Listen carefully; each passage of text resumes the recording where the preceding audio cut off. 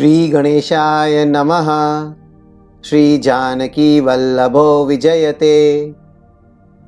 हे सुमुखी, कहो तो अपनी सुंदरता से करोड़ों कामदेवों को लजाने वाले ये तुम्हारे कौन हैं? उनकी ऐसी प्रेममयी सुंदर वाणी सुनकर सीता जी सकुचा गई और मन ही मन मुस्कराईं।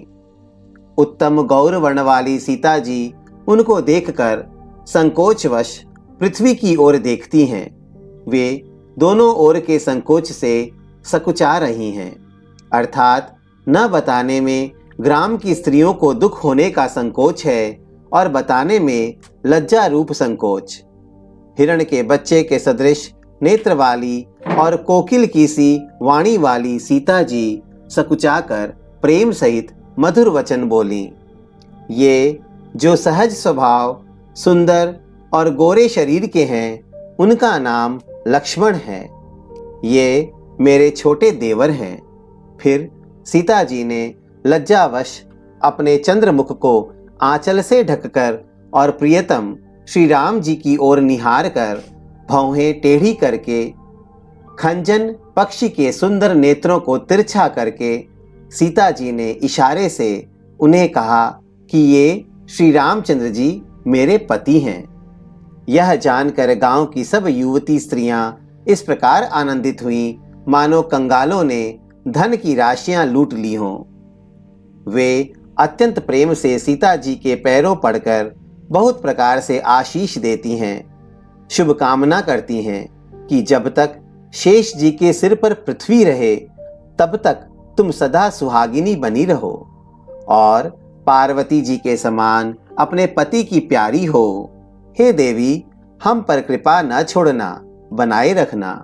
हम बार बार हाथ जोड़कर विनती करती हैं, जिसमें आप फिर इसी रास्ते लौटें और हमें अपनी दासी जानकर दर्शन दें। सीता जी ने उन सब को प्रेम की प्यासी देखा और मधुर वचन कह कहकर उनका भली भांति संतोष किया, मानो चांदनी ने कुमुदनियों को खिलाकर पुष्ट कर दिया हो।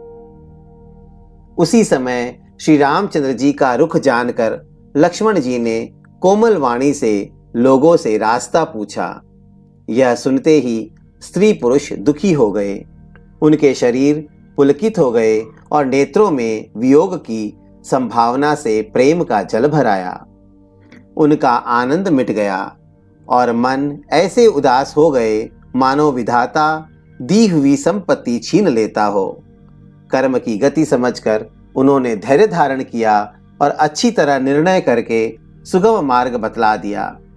तब लक्ष्मण जी और जानकी जी सहित श्री रघुनाथ जी ने गमन किया और सब लोगों को प्रिय वचन कहकर लौटाया, किंतु उनके मनों को अपने साथ ही लगा लिया।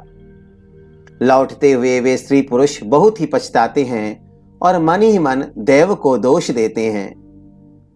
परस्पर बड़े ही विषाद के साथ कहते हैं कि विधाता के सभी काम उल्टे हैं।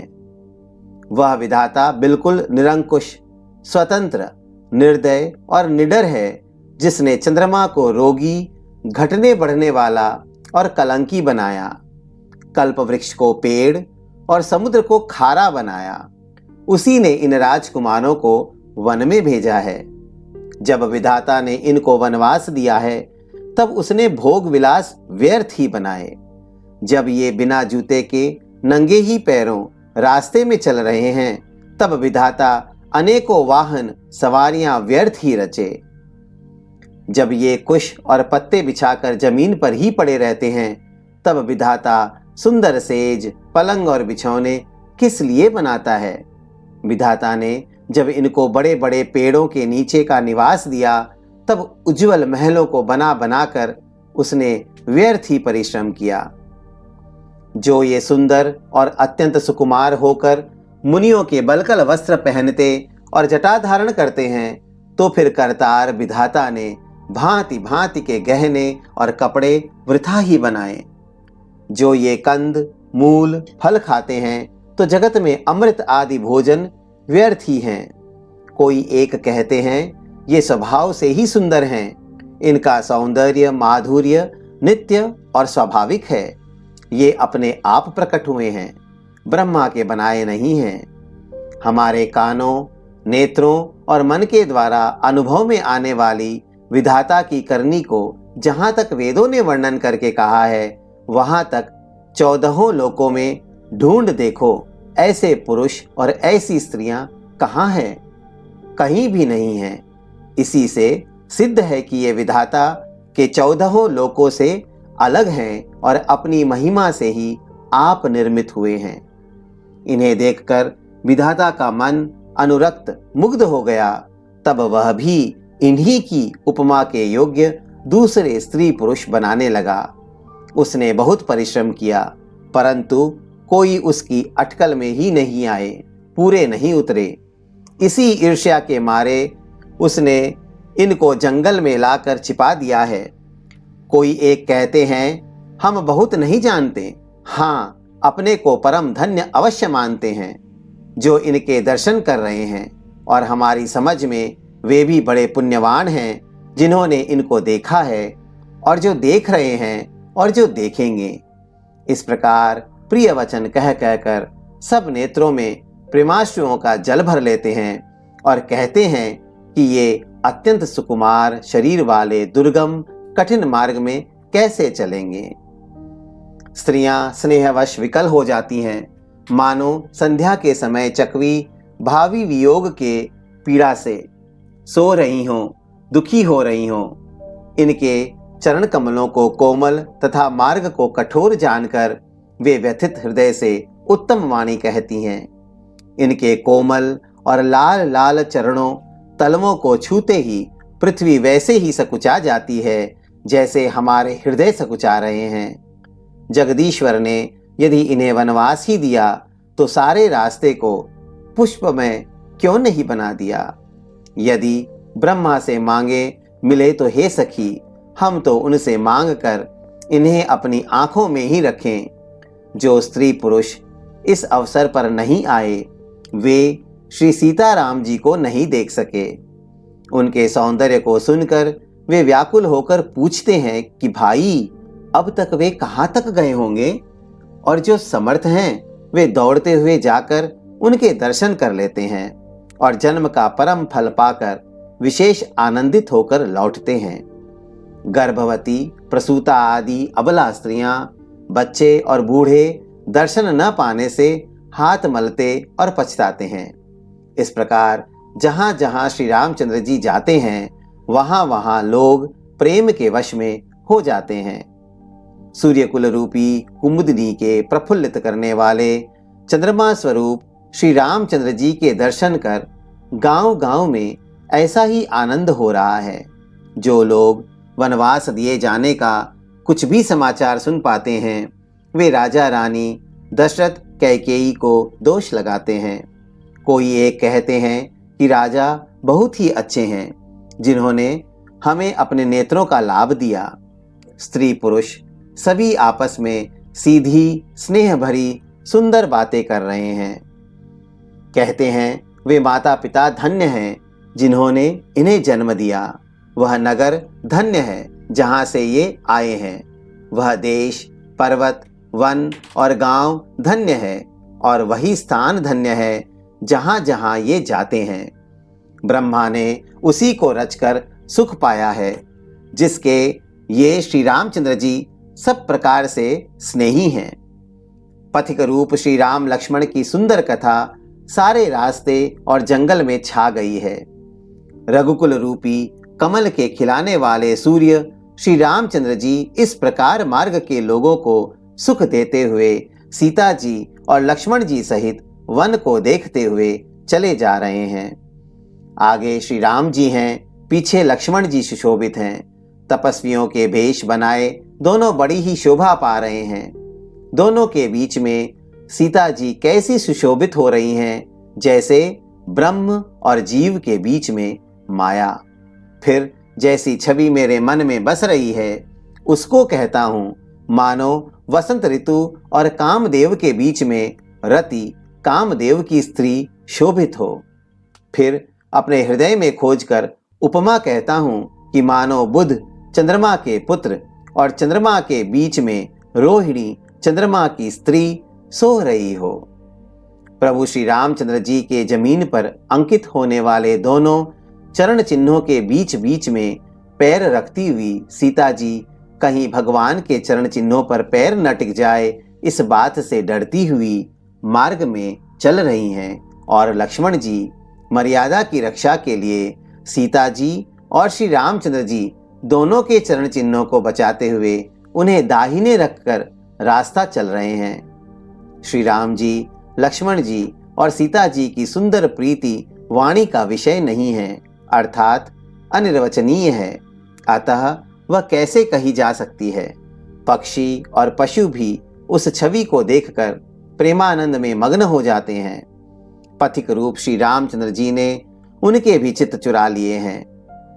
प्यारे पथिक, सीता जी सहित दोनों भाइयों को जिन जिन लोगों ने देखा उन्होंने भव का अगम मार्ग, जन्म मृत्यु रूपी संसार में भटकने का भयानक मार्ग बिना ही परिश्रम आनंद के साथ तय कर लिया, अर्थात वे आवागमन के चक्र से सहज ही छूटकर मुक्त हो गए।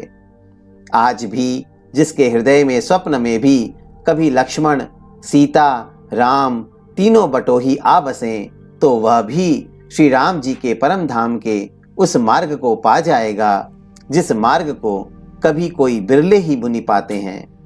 तब श्री रामचंद्र जी सीता जी को थकी हुई जानकर और समीप ही एक बड़का वृक्ष और ठंडा पानी देखकर उस दिन वहीं ठहर गए।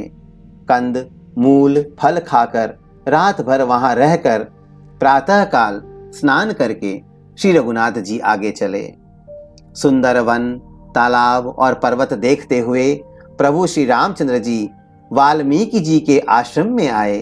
श्री रामचंद्र जी ने देखा कि मुनि का निवास स्थान बहुत सुंदर है, जहां सुंदर पर्वत, वन और पवित्र जल है।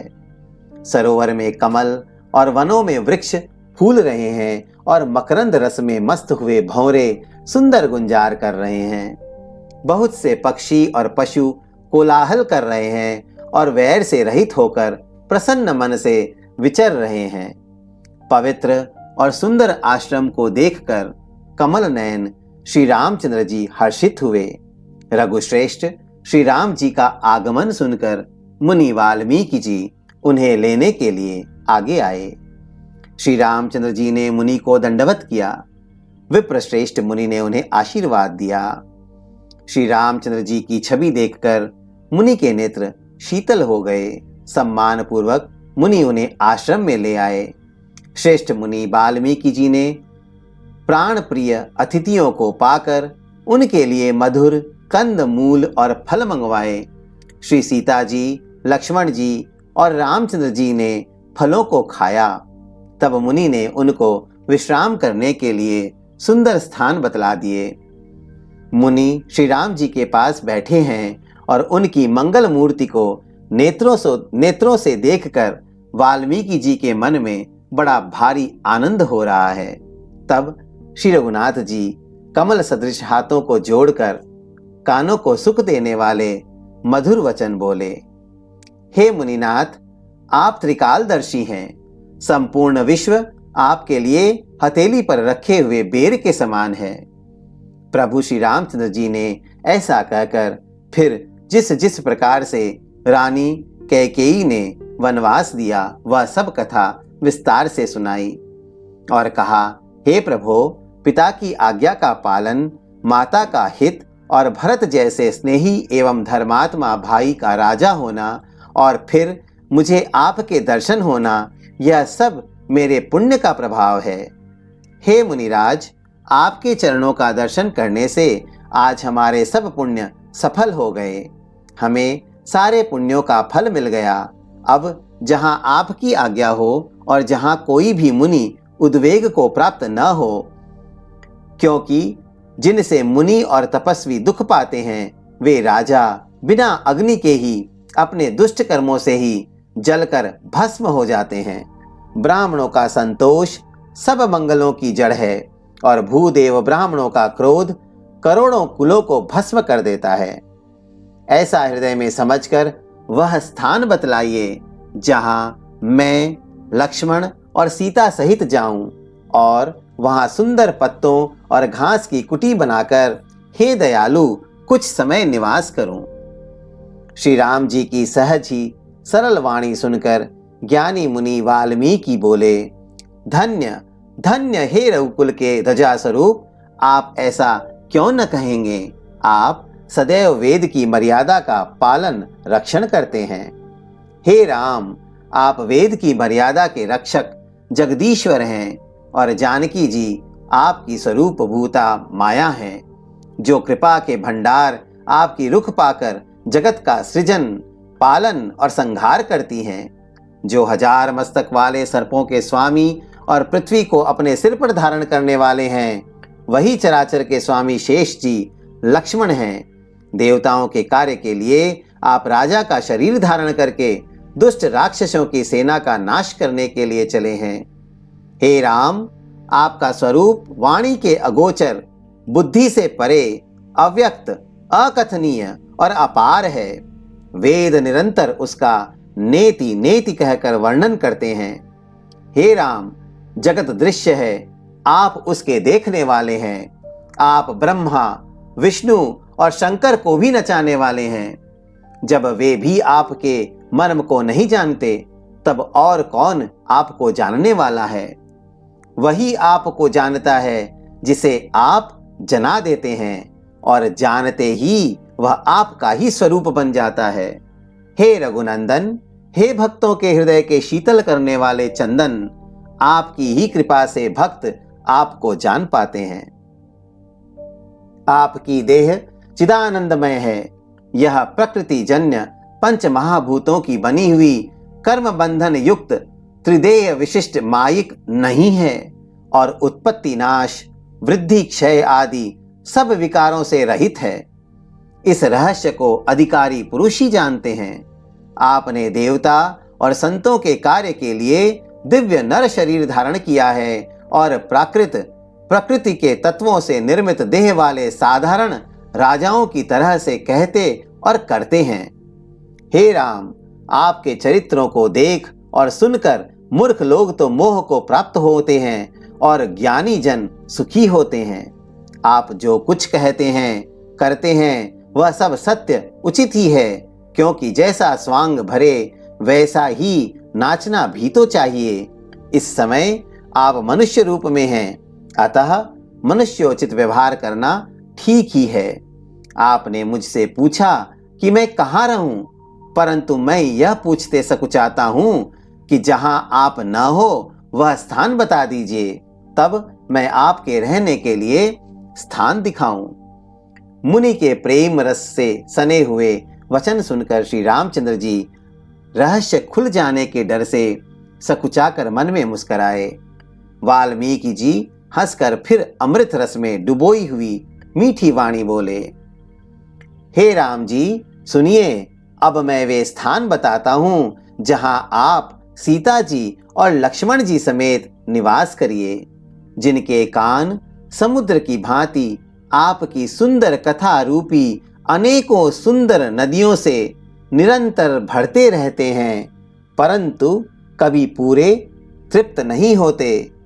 उनके हृदय आपके लिए सुंदर घर हैं, और जिन्होंने अपने नेत्रों को चातक बना रखा है, जो आपके दर्शन रूपी मेघ के लिए सदा लालायित रहते हैं, तथा जो भारी भारी नदियों, समुद्रों और झीलों का निरादर करते हैं, और आपके सौंदर्य रूपी मेघ के एक बूंद जल से सुखी हो जाते हैं, अर्थात आपके दिव्य सच्चिदानंदमय स्वरूप के किसी एक अंग की जरा सी भी झांकी के सामने स्थूल, सूक्ष्म और कारण तीनों जगत के अर्थात पृथ्वी, स्वर्ग और ब्रह्मलोक तक के सौंदर्य का तिरस्कार करते हैं। हे रघुनाथ जी, उन लोगों के हृदय रूपी सुखदायी भवनों में आप भाई लक्ष्मण सहित और सीता जी सहित निवास कीजिए।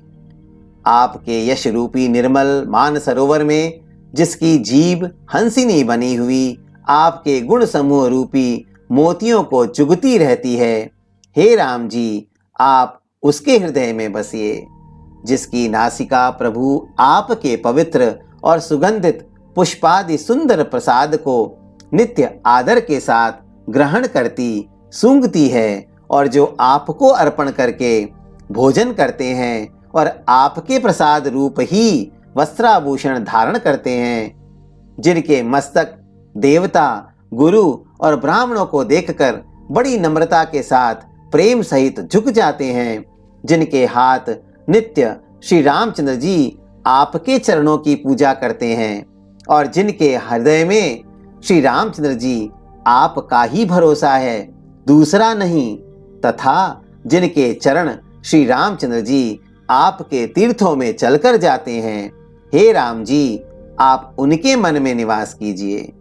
जो नित्य आपके राम नाम रूप मंत्र राज को जपते हैं और परिवार परिकर सहित आपकी पूजा करते हैं, जो अनेकों प्रकार से तर्पण और हवन करते हैं तथा ब्राह्मणों को भोजन कराकर बहुत दान देते हैं, तथा जो गुरु को हृदय में आपसे भी अधिक बड़ा जानकर सर्वभाव से सम्मान करके उनकी सेवा करते हैं, और ये सब कर्म करके सबका एकमात्र यही फल मांगते हैं कि श्री रामचंद्र जी के चरणों में हमारी प्रीति हो, उन लोगों के मन रूपी मंदिरों में सीता जी और रघुकुल को आनंदित करने वाले आप दोनों बसिए, जिनके न तो काम, क्रोध, मद, अभिमान और मोह है, न लोभ है, न क्षोभ है, न राग है, न द्वेष है, और न कपट, दंभ और माया ही है।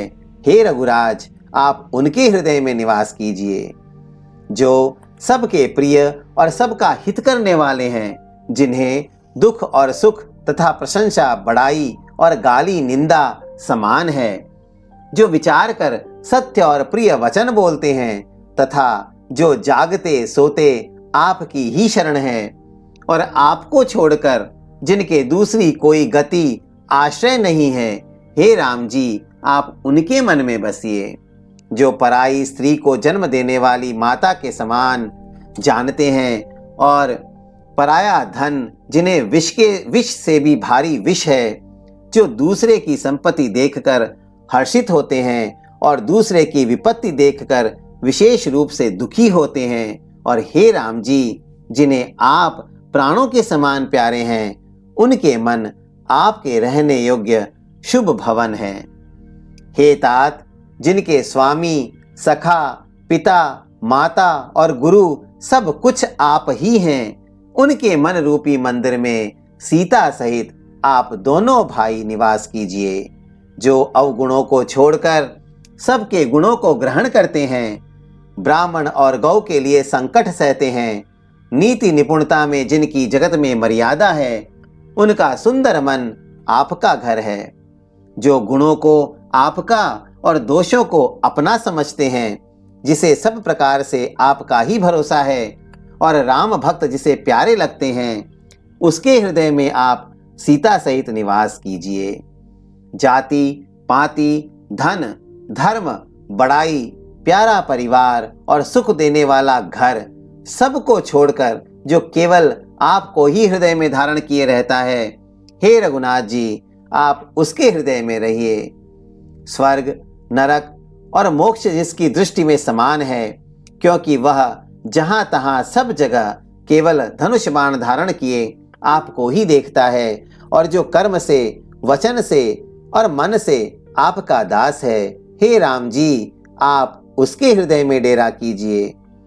जिसको कभी कुछ भी नहीं चाहिए और जिसका आपसे स्वाभाविक प्रेम है, आप उसके मन में निरंतर निवास कीजिए, वह आपका अपना घर है।